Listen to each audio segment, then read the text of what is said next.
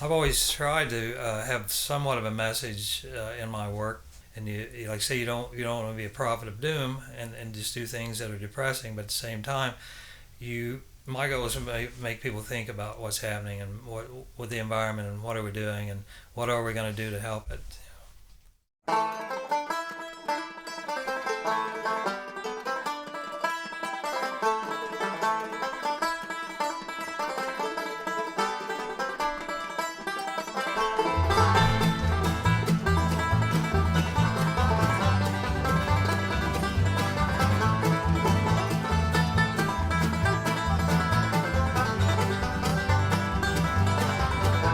Jonah, you're still young, boy. Jonah, you're still young. You're gonna be a man when your daddy gets done. You're gonna be a man, boy. You're gonna be a man. You got to feed your children the best that you can.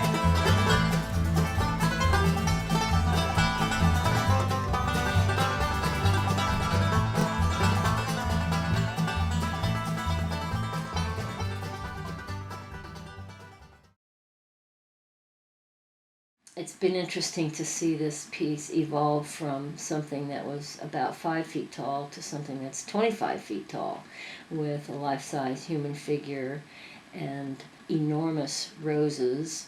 I was amazed that he had this vision, like I said, from a small model to the completed piece, which is 25, 26 feet high. The engineering that went into it, the hard work that went into it, to have that much planning and foresight was amazing. I'm from Southeast Missouri. Yeah, I went to Southeast Missouri University on the GI Bill. Yeah, I got drafted when I was 19, and when I got out of the service, I was lucky enough to study art on the GI Bill. When I first started working, I tried to add a lot, kind of a whimsical humor to the pieces because I wanted people to kind of want to touch the piece and to stand back and hopefully put a smile on their face. But my philosophy on art changed a lot because I think the world has changed so much since I started doing sculpture. I mean, I kind of lost maybe some of the humor in the pieces and started doing pieces that kind of maybe relate a little bit what was happening in my to the world and in my world. Someone once said that art is basically a counterfeiting of reality, and so I named this piece "Leap of Faith" because it is something we're all doing, and so we're all taking, basically having to take a leap of faith and make a lot of changes in our lives. Sorry. I've been working with Pat Cochran since the early 90s. First of all, he's a great artist, and he's been a really good friend, and he's a really funny guy. He's a terrible golfer and he cheats like crazy. I've known Pat for 20 years, a little over 20 years. Never really known what it was he did until this past year. Just never had the opportunity to go down and really see and hang out and watch what was going on. You think of a bronze sculpture or any other kind of sculpture, you don't really know what goes into it, how much work, time, and effort there is. It is specialized trades. There aren't that many people doing it anymore. I went to work in West Palm and ran across Foundry. I was just driving by when I stopped and met Luis Montoya. I stayed with Luis 3 years, and he taught me the process. And then I decided to move to Fort Pierce, and so we built a foundry up here. Basically, we built it to pour our own pieces, and we had other jobs. We were both teaching too. Finally, we got enough business that we just went into it full time, and that's been almost 20 years now. When I moved here, I joined the Art League, and I've been on the board of the Bacchus Gallery for 14 years. I think that once artists are in an area, they're going to be drawn together. They always seem to find each other. So they kind of congregate, like a flock of birds or something. They're always coming together. There's something about Fort Pierce that's hard to explain. We're the home of the Highwaymen, African American landscape painters. Certainly everybody knows about A. Beanie Backus. I think there's something in the water here. People do care about their community, and so that's probably one of the reasons that culture has been able to take a root here. And public art is certainly one way that we have of expressing that. So what we do is there's an Art in Public Places committee that is about 15 folks that sit on this council, and we issue a call for artists. And from this piece, for instance, we looked at probably 50 or 60 artists. We came down to 3 finalists that we thought would be appropriate, and then it went, in this case, to the city council. And the 5 members of the city council, then we showed them all 3 maquettes, and again they agreed that this was the selection. So at the end of the day, we've had 25 or 30 people throughout the process involved in the selection of what you'll see in the plaza. I can only speculate because I'm not really sure why they chose my sculpture. But I think they chose it because it is a unique piece, and they were looking, I think, for something kind of fresh and something that was a little different than what they have, and they wanted something somewhat abstract, but something that would work with the buildings themselves. And I think that maybe mine kind of fit the categories that they were looking for. He was awarded the project and said he would need some help because I didn't really know the scope, how big it was going to be. And as he explained what the process was going to be, obviously he needed quite a bit of help. There were a good number of people working on it for a long time during the summer. We've been working 3 months on it, and have actually been 5 of us working on the piece pretty much full time. And it's good, a couple of them had no experience and had lost their jobs, so it was good for me to actually be able to train some people and kind of give them some new skills, and also good for them, to learn some new skills.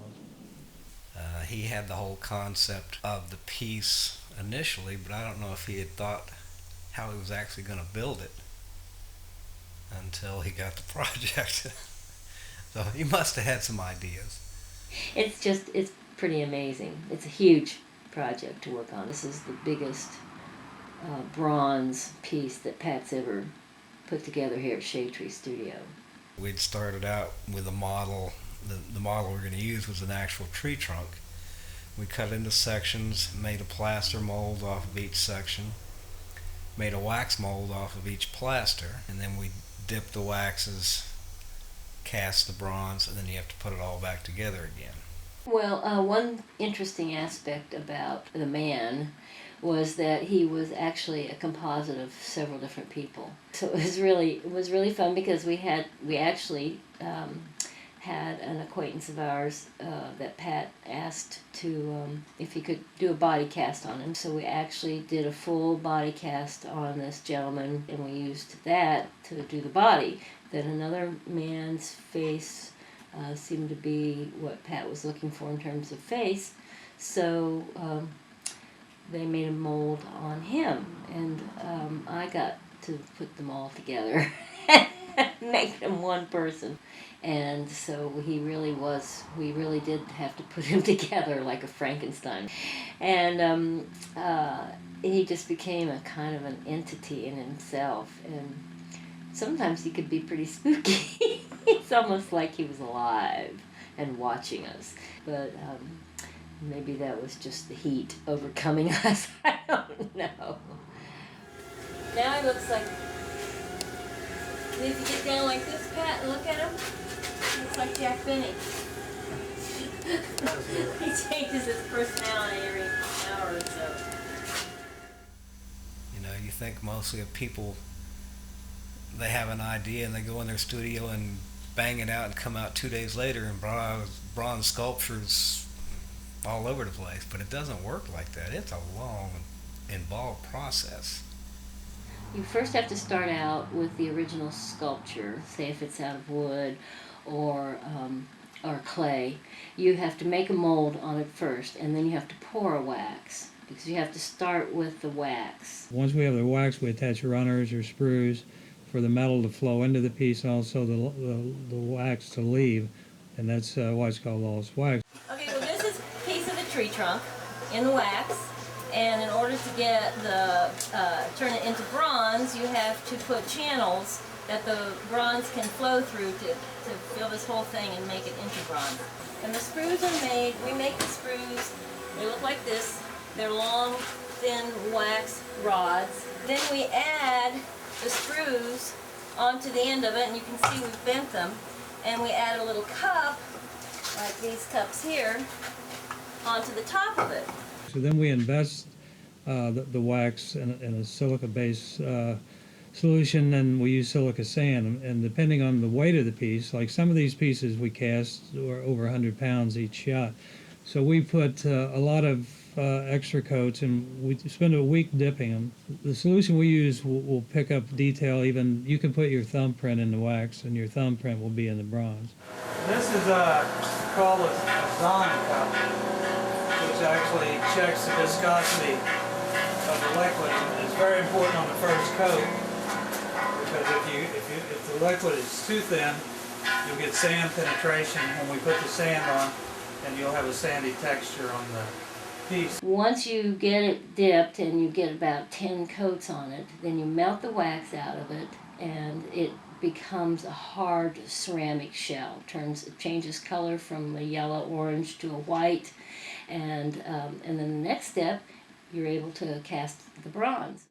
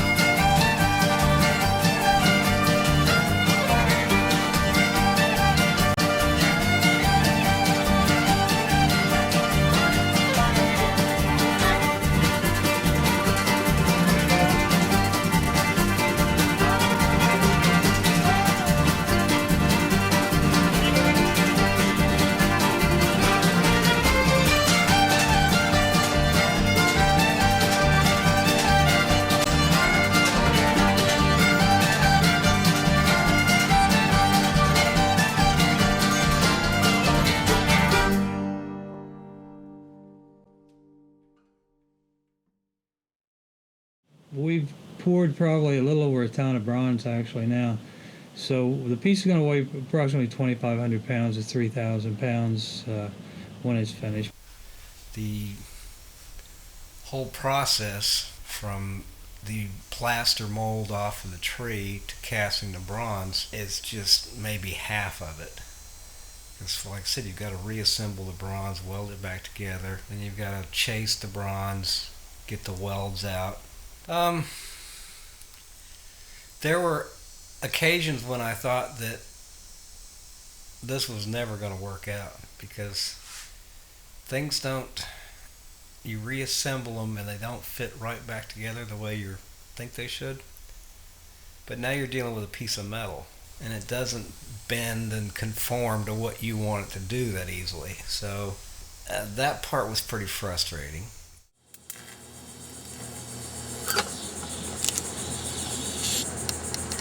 The hottest time of day to be up here. It's the whole project's been challenging. When you start dealing with this kind of weight and the height we're going up, you're welding on the scaffold, and you're trying to hoist pieces up, and you're constantly forgetting something and going back down the scaffold. Well, this piece has presented a lot of challenges. First of all, just logistically, how to construct the piece, just the monumental size of it, all being in bronze, the weight, what you have to do to reinforce it on the inside, the things that don't show. I know Pat got an engineer to give him recommendations, but really his plans looked pretty good to begin with. So we have an infrastructure of stainless steel on the inside of the tree. We have a 6-inch diameter Schedule 40, which is about 1/4 inch thick stainless running all the way up to the base where it forks off. We had to go to 3-inch stainless. We poured the sections of the tree in about 2-foot sections, so we have stainless angle iron and pipe welded to the tree every 2 feet going up. So the tree, actually the tree and the stainless steel beam become one. So it actually locks in together. So when we pick it up and move it, there's no danger of it, coming apart or any of the welds cracking. The inside armature of it, which is all stainless steel, some of that was it's like putting a square peg in a round hole. It didn't want to fit through there, and you're trying to line things up and get one piece of stainless welded to another. in the wax room, the most challenging part definitely has been keeping the pieces in the shape they're supposed to be in. Even though we had air conditioning in the room, you could still leave him nice and propped up at night and come home the next day and he would have sagged over, or whatever you had him sitting on would be imprinted in his back. Or so every day, 2 steps forward, 1 step back. The heat is a big factor during the summer. It was all outside, just working out in the weather a lot of times, and not just the casting but the grinding and everything else was pretty brutal at times. But everything was, from the get-go, was not light work. We started out with pieces of tree trunk, and it didn't get any lighter from there. It's been a lot of weekends, and I don't think people understand the time that goes into doing a project like this, because it's every Saturday, Sunday. I'm working by myself a lot, but I have to work the weekends to get ready, so the guys will can come in on Monday and we can start. So it's been a summer of for me of just hardly any time off. It was very frustrating at times because I had no idea what he wanted. He did, and I don't think he always expressed it that well. But and sometimes maybe he didn't know. It's a big leap from a small sculpture or model to that huge piece that he's done. So there's probably times when he was doing trial and error, and you would work all day on something, and okay, well, that's not going to work. We're going to have to do something else. Well, doggone it, I just worked all day on this. So all these things we've sort of learned as we've gone along, and it's been interesting sometimes, it's been challenging sometimes, and it's been entertaining all the time.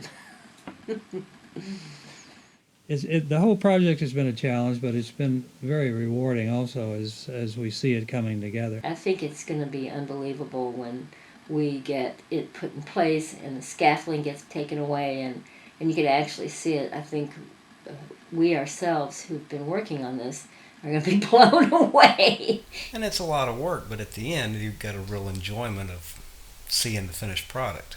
Right now we're finishing the piece. We have all the pieces basically ready to install, and we have it's in 3 or 4 different pieces that that we have to install separately, we've just decided that it would be much easier to install those pieces on site and then weld them together down there. It's certainly going to be a relief, but it's been a great job for us, and I think everyone that's worked on has enjoyed it. But at the same time, it's been very stressful doing the piece. I know that as soon as we install it, that there's going to be a kind of a load off my shoulders, and hopefully it's going to look like I pictured in my mind. I think that when we get the figure on the dive board and the rows, it's all going to tie together, and I think we're really going to be happy with it.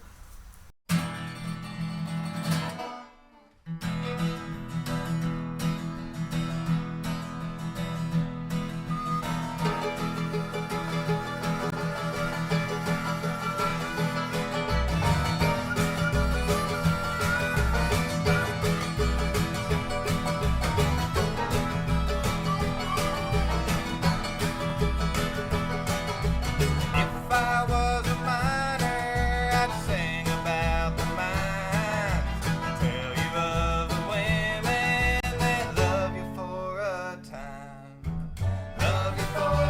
time, take you to their home.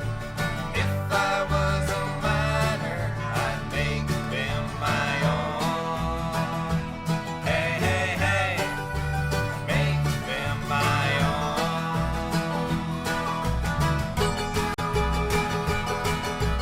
If I was a banker, I'd take a widow's farm. I'd never work on Sunday, and I'd eat my biscuits warm. I'd eat my biscuits warm with some fruit from a jar.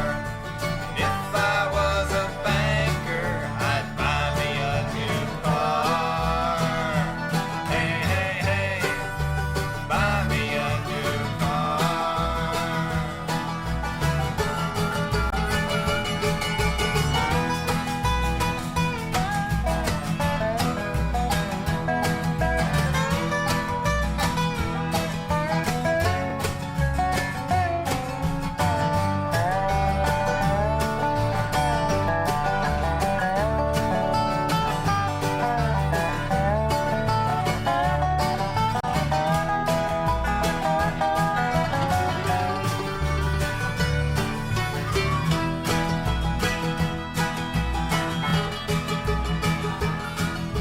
And if I was a preacher, I'd speak the holy word. I'd leave the church to ramble, and I'd congregate with birds.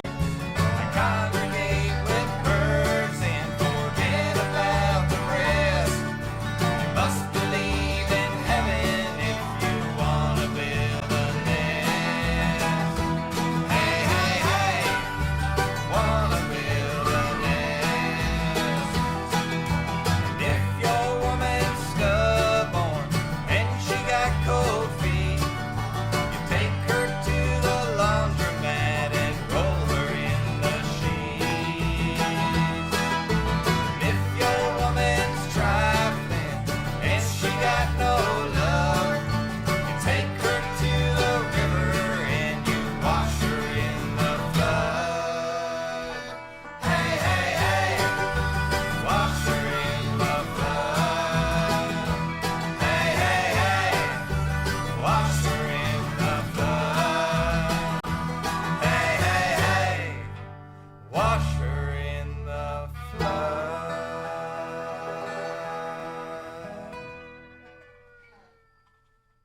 The great thing about seeing the sculpture installed in the plaza is that it looks as good as I hoped it would.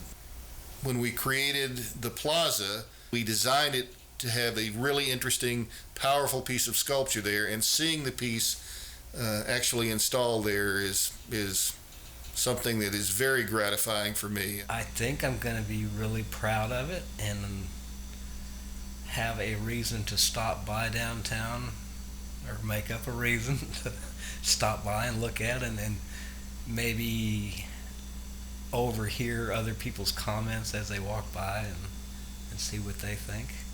You know, when I got involved in public art, I have to say that the biggest surprise to me is how controversial public art is. I am concerned about the public reaction to the piece because uh, so many people are struggling right now, and I understand that, and I understand why people would be upset that at this point that the city would be installing a piece of art. But I do think that people really need to understand that we put some people to work, we bought materials, and we did things to make this piece that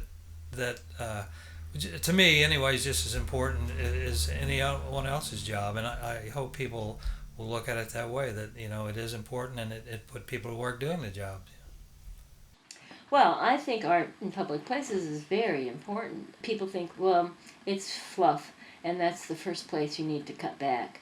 But really, public art speaks for the city where it is. And whether your industry is tourism or whether you're trying to attract new companies to move from where they are to your town, it's very appealing to these people to see that your town is culturally minded and that you've got something going on there. I think it makes people think whether the process is long and involved and people try to understand the piece, or if they just walk by and glance at it and form some opinion. Either way, I think it gives them a pause in their own life to reflect on something else that wouldn't happen otherwise. Hopefully it'll be a thoughtful process, but it would be an awful bleak environment without it. Without art, might as well all live in monocolored housing and drive the same car and everything else. I think that people don't realize how much art and creativity touch their lives every day. I love to explain what it is to people, and you see the light come on, and they understand it right away. Fort Pierce is the oldest city on the Treasure Coast, so we're old and bumped and wrinkled, and we're not the perfect young town we once were. We're mature, and that's what the figure symbolizes: a mature city, warts and all, as I like to say. And he's poised, ready to leap out into space, into the future. The city is. But he's not leaping into an uncertain future. He's about to leap into a bed of 5 very large bronze roses that are right below him. And they symbolize a rosy, in every sense of the word, a bright, rosy future for the city. Actually, this piece is one of his Roy pieces that he has a whole series of. Roy is kind of his alter ego. So if he's been upset or depressed through the years, he's done a few of these pieces that, of Roy struggling through some monumental task like rolling his huge ball up this incline, or in this case diving into a bed of roses. And my favorite one is one where Roy is walking the tightrope, and they're always humorous. And they always speak for the human condition, and they're a good indicator of Pat's personality, his sense of humor, and his perspective. I've had a fairly good response to the series I've done in the last few years, and I think that it's been somewhat accepted, because I think everyone hopefully is realizing what's happening and why we need to change, and if my work can help someone understand it, or just at least make them think about it, and I think it is working. I think people are accepting the work. I've been lucky. I have great support from my wife, who understands what I'm trying to do, and why I do it. It's certainly different than a job that you go in every day and on Friday you're going to get a check, because a lot of times you have no idea when you're going to get paid. And I've taught some, and I've held other jobs, but I was never satisfied with anything. And it gets to a point you just have to take a leap of faith, like this sculpture that was part of it, is taking that step and just saying, this is what I was meant to be, and this is what I'm going to do.